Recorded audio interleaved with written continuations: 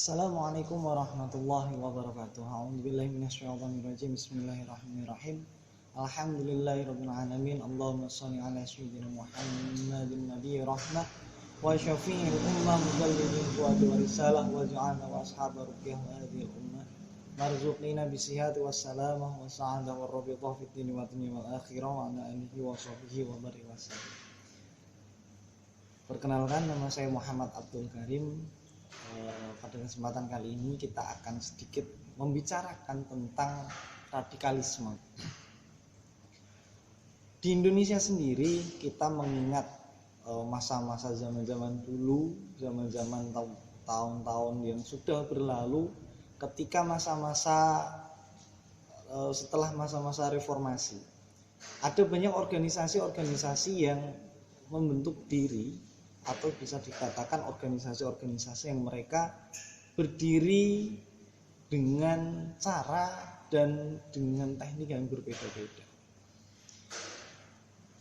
Banyak organisasi-organisasi yang mengatasnamakan agama, seperti organisasi-organisasi Islam, yang pada awalnya mereka organisasi-organisasi biasa, tetapi lama-kelamaan mereka berlaku dan bertindak anarkis, atau sering kita dengar dengan istilah mereka adalah orang-orang dengan radikalisme. Ada banyak sekali organisasi-organisasi seperti itu yang sudah dibubarkan, terutama di Indonesia. Kita juga sudah melihat salah satu contohnya seperti organisasi HTI dan beberapa organisasi yang lain, yang itu di Indonesia memang sudah dibubarkan secara organisasinya. Lalu bagaimana dengan orang-orangnya? Lalu bagaimana dengan pola pikirnya? Lalu bagaimana dengan tindak perilakunya atau kebiasaan sehari-harinya? Kita melihat banyak sekali kasus-kasus yang memang berhubungan dengan radikalisme. Kita mengingat zaman dulu pernah ada peristiwa bom Bali 1, bom Bali 2. Ketika kita mengingat juga ada banyak sekali demo-demo yang berujung keributan. Kita mengingat juga beberapa keributan yang terjadi, entah itu antar agama, antar suku dan sebagainya. Jadi radikalisme, atau bisa kita ingat lagi tingkah laku anarkis, itu hanya salah satu. Jadi ada beberapa jenis radikal. Kita di sini hanya akan membahas dua hal saja. Yang pertama, radikalisme secara perilaku, yaitu mereka yang memang berperilaku anarkis. Seperti yang kita contohkan tadi, mereka yang sejak awal memang melakukan perbuatan-perbuatan, melakukan kegiatan-kegiatan yang di situ menimbulkan kericuhan dan keributan, menimbulkan korban bahkan, dan menimbulkan kekacauan yang luar biasa. Itu merupakan radikalisme yang bersifat kegiatan. Dan radikalisme yang lain adalah radikalisme yang berhubungan dengan pola pikir, berpikir bahwa mereka adalah orang yang paling benar. Selain golongan mereka adalah golongan yang salah dan harus dihilangkan karena mereka tidak layak. Pola pikir radikalisme seperti inilah yang ternyata sangat berbahaya dan jauh lebih berbahaya daripada radikalisme secara perilaku. Ketika kita melihat ada kasus-kasus radikalisme secara perilaku, sudah ada banyak yang bisa menanganinya. Ketika diselesaikan dengan kasus di penjara, ditangkap, atau mungkin sampai juga pernah terbunuh dan sebagainya, selesai. Tidak ada kelanjutannya lagi. Tetapi ternyata di banyak universitas-universitas negeri ada banyak sekali mahasiswa atau bahkan organisasi yang mengotori pikiran mahasiswa dengan pikiran radikalisme tersebut. Jadi banyak sekali mahasiswa-mahasiswi yang tergiur dengan doktrinasi-doktrinasi, yang terbawa dengan doktrinasi-doktrinasi yang bersifat radikalisme itu. Ada sangat banyak dari mereka yang didoktrin untuk mengikuti pola pikir tingkah laku radikalisme tersebut. Ada banyak sekali teroris-teroris yang diambil dari kalangan mahasiswa-mahasiswi dengan doktrinasi-doktrinasi yang luar biasa, yang membuat mereka tertarik, mungkin yang membuat mereka berpikir sangat radikalisme sekali, di mana yang benar itu hanya golongan mereka sendiri, sedangkan golongan yang lain itu adalah golongan yang salah dan harus dimusnahkan, harus dihilangkan. Golongannya sendirilah yang masuk surga dan golongan yang lain mereka anggap masuk neraka. Nah, itu pola pikir radikalisme yang memang sangat berbahaya ya. Dalam jangka panjang itu bahkan bisa menghancurkan, bisa saya katakan itu bahkan bisa menghancurkan dunia atau minimal menghancurkan organisasi-organisasi tertentu.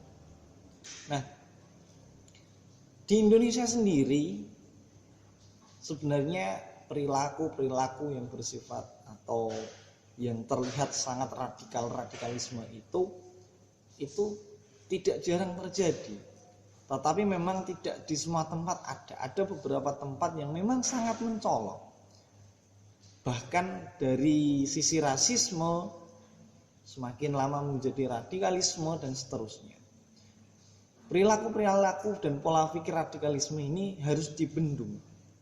Kita sebagai warga masyarakat secara umum harus membendung perilaku yang bersifat radikalisme tersebut. Dengan cara apa? Entah. Banyak cara sebenarnya yang bisa kita lakukan.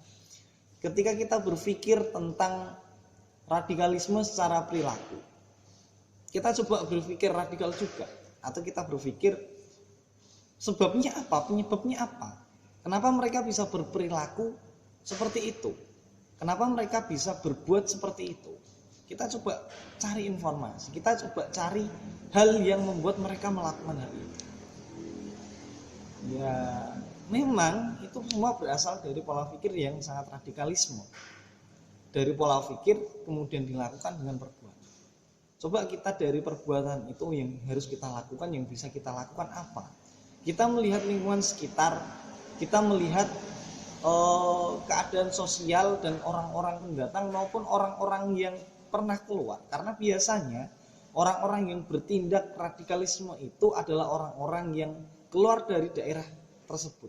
Misal kita ambil suatu contoh, ada seorang pemuda yang dari satu kampung biasa, kemudian dia merantau, entah itu menjadi mahasiswa, mahasiswi, atau itu dia pergi ke luar negeri, terutama ke Arab atau ke Saudi atau kemanapun dia pergi. Kemudian dia di sana belajar dengan guru-guru yang mereka mengajarkan radikalisme. Kemudian mereka pulang dan di rumah mereka bertindak sesuai dengan yang diajarkan oleh guru-guru mereka. Artinya di sini kita bisa melihat perubahan perilaku dan perubahan sikap itu. Yang harus kita lakukan untuk mencegah perbuatan itu, ketika kita mampu menyadarkannya, kita sadarkan dia. Kita doktrin ulang, kita lakukan indoktrinasi. Bagaimana dia yang sudah terkontaminasi oleh doktrinasi yang bersifat sangat radikal itu atau doktrinasi radikalisme itu, agar dia bisa kembali kepada pola pikir nasional, agar dia bisa kembali kepada pola pikir yang benar. Kita katakan sajalah agar mereka bisa bertaubat. Nah, ketika hal itu tidak mampu atau tidak mungkin kita lakukan, maka mungkin kita bisa melakukan hal yang lain, seperti kita bisa melaporkan ke kegiatan-kegiatan yang tidak biasa itu ke pemerintah setempat, misal ke Pak RT, Pak RW, bahkan kita bisa ke pihak keamanan, kita bisa laporkan ke kepolisian. Nah, dengan harapan agar nanti diawasi secara kepolisian, agar nanti bisa dilakukan pencegahan ketika dikatakan atau dianggap dia berpotensi melakukan perbuatan-perbuatan radikalisme itu. Hal yang lain yang bisa kita lakukan adalah dengan menjaga diri kita dengan organisasi-organisasi yang positif.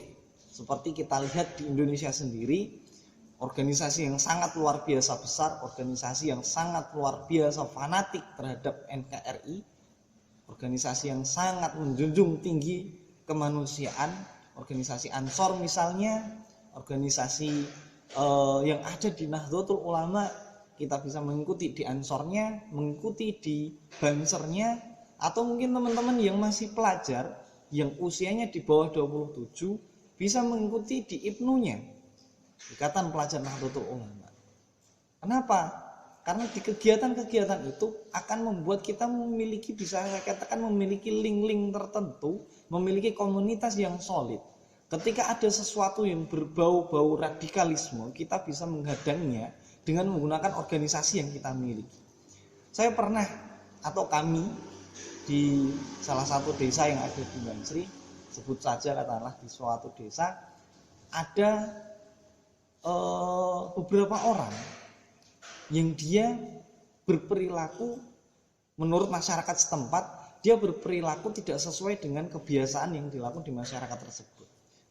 Ya seperti itu tadi, dia keluar dari wilayah itu, dia keluar dari desa itu untuk beberapa lama.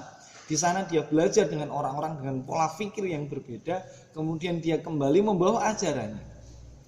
Dia ingin membuat suatu kegiatan untuk meninggikan nama organisasinya atau namanya sendiri.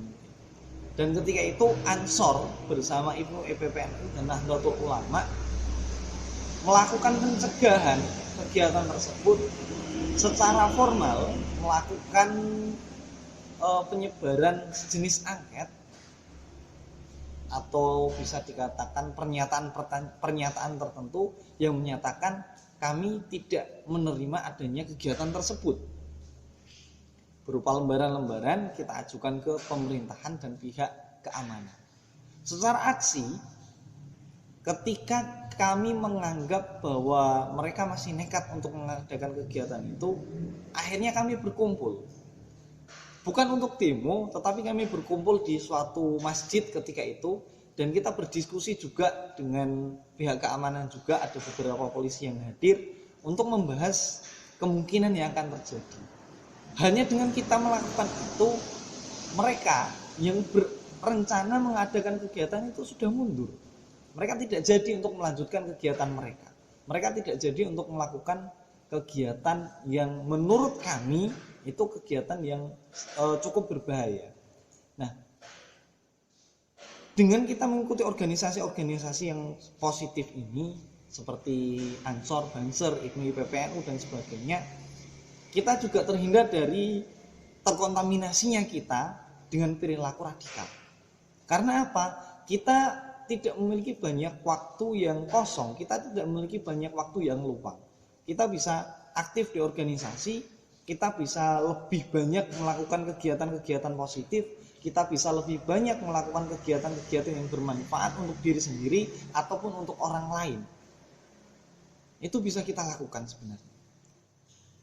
Untuk mahasiswa misalkan bisa mengikuti kegiatan-kegiatan yang ada di kampus, baik itu bersifat kegiatan internal kampus, organisasi yang ada di kampus, atau bisa mungkin juga hanya sekedar menyibukkan diri, ya saya katakan menyibukkan diri dengan kegiatan-kegiatan personal yang memang bisa dikatakan ada hubungannya dengan mahasiswa. Misal membuat program-program sendiri yang bermanfaat untuk masyarakat dan bisa dilakukan secara bersama-sama. Tidak harus kita mengikuti organisasi tertentu juga. Tetapi alangkah baiknya ketika kita menggunakan organisasi yang ada sebagai wadah di mana kita bergerak. Karena apa? Dengan adanya organisasi yang sudah ada kemudian kita ikuti, kita akan membesarkan nama organisasi tersebut dan kita akan membuat kita lebih mudah untuk menangkal radikalisme yang ada di masyarakat. Nah, selanjutnya kita juga berpikir dan melihat bagaimana cara kita menangkal atau mengatasi radikalisme yang bersifat pikiran atau pola pikir radikalisme. Kalau tadi kita berbicara tentang radikalisme yang bersifat kegiatan atau bersifat perilaku, sekarang kita coba bongkar radikalisme yang bersifat pikiran atau pola pikir atau sudut pandang. Nah, di sini kita juga melihat bahwa kegiatan atau pola pikir atau bisa dikatakan apa ya? Saya katakan sebagai otak-otak yang radikalisme itu juga bersifat menular ya. Dan menularnya itu sangat luar biasa terstruktur. Jadi saya menganggap seperti ada komunitas tertentu, atau ada orang-orang tertentu yang memang dengan sengaja menyebarkan berita-berita, menyampaikan informasi melalui media untuk menangani atau untuk meningkatkan pola pikir radikalisme yang ada di masyarakat. Entah itu melalui media YouTube, melalui media TV dan sebagainya. Mereka mengatasnamakan organisasi, mereka mengatasnamakan Islam, mereka mengatasnamakan ya hal-hal seperti itu yang mereka atasnamakan. Mereka mendoktrin secara tidak langsung dan secara langsung melalui media-media yang ada. Mereka membuat seolah mengadakan suatu kegiatan di suatu masjid, meskipun tidak ada jamaahnya, tetapi mereka merekam itu, kemudian menguploadnya, dan seolah-olah mereka berhasil mengadakan kegiatan pengajian di masjid tersebut. Yang isi pengajiannya itu ya tidak jauh-jauh dari menyalahkan orang lain, mengkafir-kafirkan orang lain, mengatakan bahwa itu bid'ah, mengatakan bahwa itu masuk neraka dan sebagainya. Ya tidak jauh dari hal-hal tersebut. Yang pastinya pola pikir ini secara jangka panjang mereka gunakan untuk mendoktrin masyarakat yang lain juga. Karena hasil survei dari SCTV kalau tidak salah ya, ada juga beberapa kampus yang melakukan survei terhadap beberapa sekolah-sekolah atau beberapa sampel. Ternyata mayoritas orang-orang zaman sekarang itu mencari ilmu agama melalui media. Itu sangat luar biasa banyak. Dan ketika kita tidak cerdas dalam memilih media, risikonya sangat luar biasa juga. Kita bisa terkontaminasi dengan pola pikir radikal itu. Pola pikir radikalisme itu. Itu sangat berbahaya ya untuk kita dan untuk negara ini, negara kita tercinta. Karena pola pikir radikalisme yang kita lihat saat ini adalah mereka berpikir bahwa Indonesia itu tidak boleh ada. Mereka ingin membuat Indonesia itu dengan istilah negara khilafah dan sebagainya. Itu sesuatu yang sangat radikal sekali. Itu sesuatu yang sangat radikalisme sekali. Mereka mengatakan bahwa Indonesia itu negara tauhid, Indonesia itu negara kafir dan sebagainya. Mereka mengkafir-kafirkan orang lain dan sebagainya. Itu sangat-sangat mengganggu kok bagi saya. Lalu bagaimana kita membendungnya ya? Kita bisa berpikir bahwa mereka juga menggempur dengan media. Kita bisa menangani hal tersebut juga dengan media juga. Saya pernah bertemu salah satu petinggi di NU ya, di tingkatan ranting. Beliau Pak Kiai Susanto Tanfidiyah Ranting Nahdlatul Ulama di Sakeling. Beliau membuat konten di YouTube yang isinya ya seadanya. Ketika beliau sedang mancing ya kontennya mancing. Ketika beliau sholawatan kontennya sholawat. Ketika beliau ada ruqyah ya itu kontennya juga ruqyah gitu.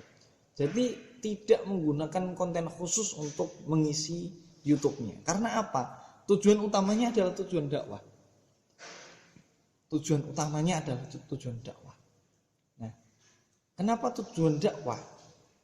Ketika beliau berbicara dengan saya, bahwasanya niat awalnya melakukan YouTubing atau melakukan pembuatan konten di YouTube itu karena melihat di YouTube itu sangat banyak sekali orang-orang yang menggunakan media YouTube itu untuk mempromosikan diri mereka. Untuk membuat seolah-olah hal itu adalah hal yang benar, untuk membuat mereka terus muncul di media. Setidaknya kita juga berperan untuk itu, meskipun memang secara dampak itu belum bisa dirasakan. Tetapi ketika semua orang yang masih memiliki pikiran sadar, yang mereka belum terkontaminasi, melakukan hal yang sama, alangkah luar biasanya nanti. Yang mengisi konten-konten di YouTube adalah orang-orang kita atau orang-orang yang belum terkontaminasi otaknya. yang mereka bersih dari radikalisme tersebut. Konten-konten yang bersifat positif. Tidak ada doktrinasi yang menuju ke arah radikalisme. Jadi saya pikir itu perlu kita lakukan juga. Karena ini berhubungan dengan pola pikir, karena ini berhubungan dengan daya ingat, karena ini berhubungan dengan radikalisme yang bersifat bukan perbuatan tapi pemikiran. Karena ketika ini dibiarkan dan tidak ditangani dengan tepat, secara jangka panjang kita akan memiliki banyak musuh yang luar biasa. Karena para mahasiswa itu mereka memiliki pikiran-pikiran yang kritis. Tetapi ketika tidak dibentengi dengan hubbul waton minal iman, tidak dibentengi dengan ilmu keagamaan yang memadai, maka mereka akan mudah tergiur untuk mengikuti organisasi-organisasi yang mendoktrin mereka untuk berpikir secara radikalisme. Kita perlu melakukan hal-hal yang bersifat positif, kita perlu untuk mengajak teman-teman kita untuk lebih mengikuti organisasi yang berbasis nasionalisme. Untuk yang masih sekolah, bisa kita arahkan untuk mengikuti kegiatan kepramukaan. Kita bisa arahkan untuk mengikuti kegiatan di CBV KPP, untuk di IPNU PPNU. Untuk para pemuda bisa mengikuti di keansoran dan kebanseran. Untuk di kampus ada beberapa juga ya organisasi yang berbasis semi militer. Itu sangat bagus, itu sangat luar biasa, karena organisasi-organisasi inilah yang mereka menekankan hubbul waton minal iman, yang mereka menekankan NKRI harga mati. Kita bisa mengarahkan teman-teman kita yang memang belum mengikuti kegiatan organisasi agar mengikuti organisasi-organisasi tersebut. Kita coba minimalisir teman-teman kita yang berpikir bahwa kita itu harus berpikir secara mandiri, kita itu harus berpikir secara merdeka dan sebagainya. Ya itu benar memang, tetapi ketika kemerdekaan dan kemandirian itu tanpa dasaran yang tepat, maka mereka akhirnya akan melenceng. Karena apa? Yaitu tadi di media itu masih banyak sekali golongan-golongan sebelah, golongan-golongan yang dengan pola pikir radikalisme yang memiliki konten-konten kreatif di sana. Karena itu kita harus mengarahkan pola pikir mereka. Nah, mereka yang mengatakan bahwa berpikir merdeka, berpikir bebas dan sebagainya, itu juga sebenarnya mereka tidak bebas dan tidak merdeka. Mereka juga bisa saya katakan terintimidasi atau terkontaminasi dengan pola pikir kebebasan. Mereka tidak murni itu dari pikiran sendiri. Tidak ada manusia yang bisa berpikir secara mandiri dari diri sendiri. Karena apa? Karena apa yang kita lakukan, apa yang kita pikirkan, itu berasal dari pengalaman yang pernah kita lakukan. Wawasan yang kita miliki, dari buku-buku yang pernah kita baca, dari video-video yang pernah kita lihat, dari kejadian-kejadian yang pernah kita alami. Itu sebenarnya membentuk pola pikir kita. Jadi ketika mereka berpikir bahwa kita harus berpikir bebas, berpikir merdeka, itu juga mereka sudah terarahkan oleh pengalaman-pengalaman mereka. Tidak secara kosong, mereka hanya berpikir bebas, berpikir liar, berpikir merdeka, itu tidak bisa. Tidak mungkin kita bisa melakukan hal itu. Pasti kita berhubungan dengan pengalaman, berhubungan dengan para guru, berhubungan dengan apa yang kita lihat, apa yang kita dengar, berhubungan dengan indera. Artinya kita coba arahkan mereka ke organisasi-organisasi yang memang berbasis nasionalisme. Yang teman-teman yang saya temukan mereka memiliki rasa nasionalisme yang kuat.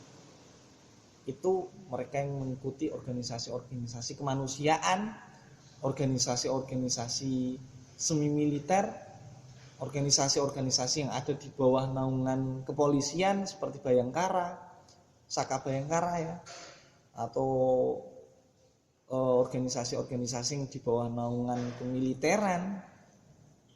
mereka yang ikut di organisasi seperti Palang Merah itu juga banyak mereka dengan pola pikir nasionalisme yang luar biasa. Mungkin di dalam organisasi memang ada kegiatan-kegiatan yang seperti itu yang membuat mereka mendekatkan diri mereka kepada pemikiran NKRI harga mati. Dan seperti yang tadi saya singgung di awal, bahwa saya sangat melihat positif dari organisasi yang ada di bawah Banom Nahdlatul Ulama. Tetapi mohon maaf di sini saya tidak menyinggung PMII karena saya tidak tahu PMII itu bagian dari Banom NU atau tidak. Karena informasi yang saya terima juga masih simpang siur. Mungkin nanti teman-teman dari PMII sendiri bisa mengkonfirmasi. Saya di sini melihat sudut pandang dari Ansor Banser, dari sudut pandang Pagar Nusa dan sebagainya. Mereka luar biasa untuk menekankan NKRI harga mati. Di diklat-diklatnya, di kegiatan-kegiatannya, di orasi-orasinya, itu juga saya pernah mempresentasikan suatu materi ya. Saya ambil cuplikan video dari Banser juga, dari Ansor juga, dari pencaksilat juga, yang memang mereka menekankan NKRI harga mati. Ketika organisasi-organisasi seperti ini, yang bisa saya katakan organisasi-organisasi yang memang memiliki jiwa nasionalisme, masih kuat, banyak, dan solid, maka gempuran dari manapun, serangan dari radikalisme manapun pasti akan kalah. Karena itu tetap saya harapkan teman-teman semuanya itu untuk mengikuti organisasi ya, organisasi-organisasi seperti ini. Saya tidak mengatakan organisasi yang lain itu berbeda. Ya, kita juga bisa mengikuti, kalau mungkin ada yang tahu, ada organisasi pemuda Pancasila, ada pramuka di berbagai tingkatan, itu bisa kita ikuti juga. Tetapi dari yang saya alami sendiri, seperti tadi yang saya katakan bahwa apa yang kita bicarakan, apa yang kita pikirkan itu berasal dari pengalaman kita dan berasal dari yang kita lihat. Teman-teman yang masih sekolah, teman-teman yang usianya di bawah 25, di bawah 27, ikutilah kegiatan-kegiatan di Ikatan Pelajar Nahdlatul Ulama, Ikatan Pelajar Putri Nahdlatul Ulama. Ketika nanti sudah masanya, ikuti di kegiatan Ansor. Ketika sudah masanya, ikuti di kegiatan Banser dan sampai nanti di Nahdlatul Ulama. Kenapa saya katakan seperti itu? Karena kita bertahap. Dalam belajar kita harus bertahap. Ketika kita memahami sesuatu, kita juga harus bertahap. Kita tidak mungkin bisa serta-merta langsung menganggap semuanya benar, semuanya salah, tidak bisa.